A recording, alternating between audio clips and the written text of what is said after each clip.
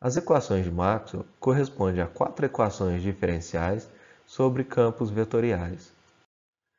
Elas são: o rotacional do campo elétrico é igual a menos a variação da densidade do fluxo magnético no tempo, menos um fluxo de corrente magnético. O rotacional do campo magnético é igual a variação da densidade de fluxo elétrico no tempo, mais um fluxo de corrente elétrica. O divergente da densidade de fluxo elétrico é igual à densidade de carga elétrica. E o divergente da densidade de fluxo magnético é sempre igual a zero.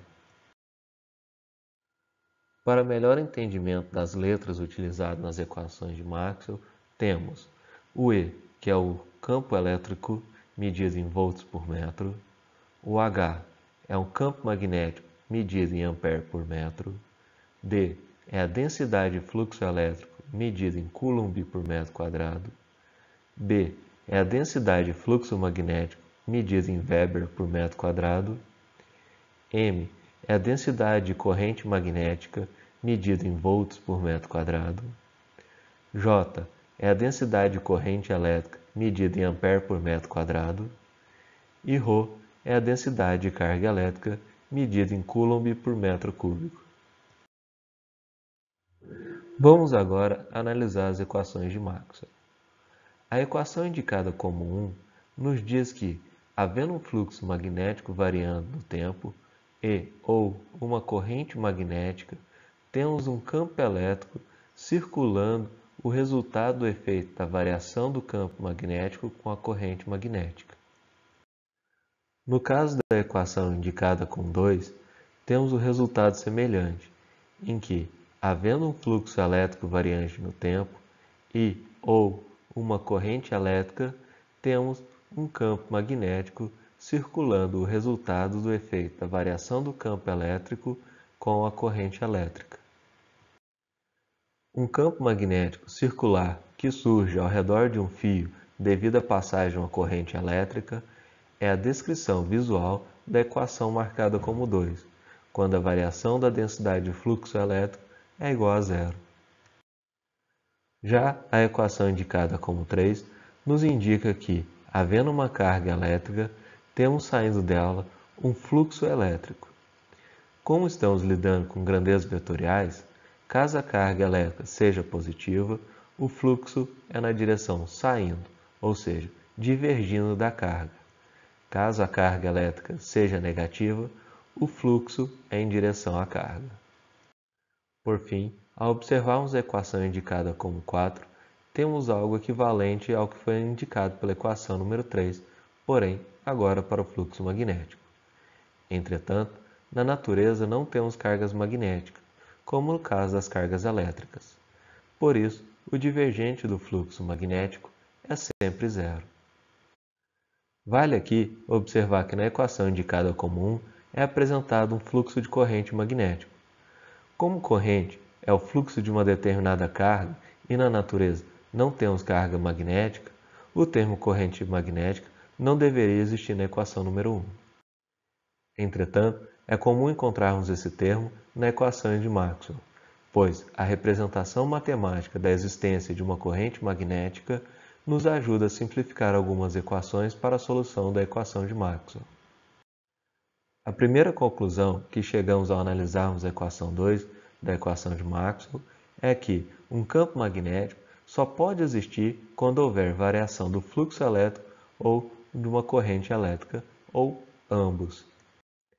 Ao analisarmos a equação 4, concluímos que um campo magnético é, necessariamente, um campo fechado, já que o divergente do fluxo magnético é sempre igual a zero.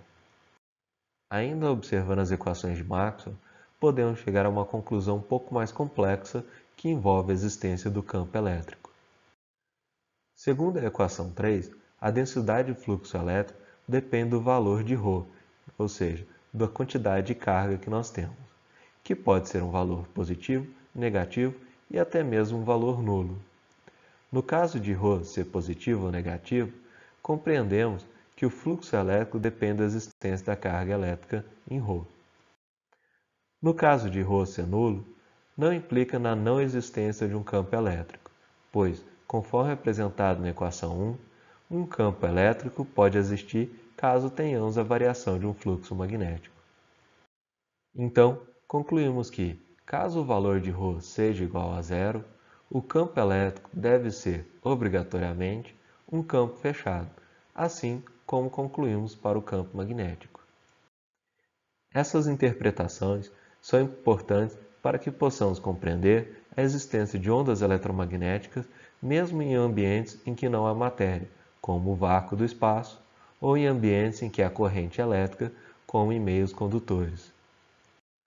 Por fim, podemos, então, descrever a existência de uma onda eletromagnética que irá depender de campo elétrico variante no tempo, que sustenta um campo magnético variante no tempo, que, por sua vez, sustenta outro campo elétrico variante no tempo. Essa condição se repete por toda a propagação de uma onda eletromagnética, seja ela uma onda de rádio ou um feixe de luz. As equações de Maxwell são equações lineares, mas não são equações independentes.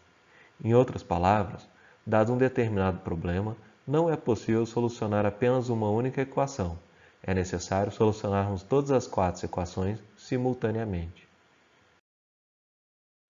Para o efeito de simplificação da nossa análise, podemos relacionar os campos, sejam eles elétricos ou magnéticos, com as suas correspondentes densidade de fluxo. Obtemos, então, que a densidade de fluxo elétrico é igual a ε0 vezes o campo elétrico e que a densidade de fluxo magnético é igual a μ0 vezes o campo magnético. ε e μ são variáveis dependentes do meio. Para o ar e para o vácuo, temos que ε0 é aproximadamente 8,854 vezes 10 a menos 12 farads por metro e μ0 é igual a 4π vezes 10 a menos 7 henries por metro. Uma outra forma de simplificação das equações de Maxwell é descrevermos o comportamento da variação dos campos elétricos e magnéticos como sendo funções conhecidas e variantes no tempo. No caso de escolhermos os campos variantes no tempo na forma de e elevado a j ômega t, podemos substituir as equações apresentadas por